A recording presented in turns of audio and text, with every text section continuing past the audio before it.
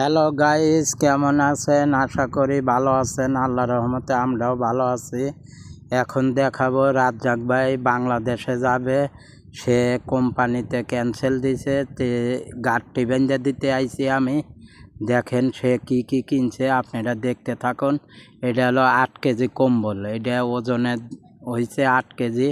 এই যে কুকার কিন্তু ভালো কুকার কিনছে, এই যে সাবান কিনছে, মলম কিনছে, এই যে পায়ের ব্যথার মলম, সব কিছু কিনছে সে। কিন্তু বইয়ের নেগে চুনু নিছে, পাউডার নিছে। একটা প্রবাসীর আশা থাকে কম্বল, সে কিন্তু অনেক কম্বল কিনছে।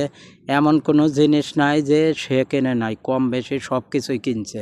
এই যে দেখতেছেন মলম গুনিয়ান, এই মলম গুনিয়াত কিন্তু ভালো উপকার। ওই যে সাবান দেখতেছেন, আবার আপনার সোলার লাইট নিছে, অনেক গুনিয়ান মাল সামানা কিনছে সে, অনেক মাল সামানা কিনছে। তার জন্য দোয়া করবেন সবাই, সে যেন ভালোভাবে দেশে যাইতে পারে।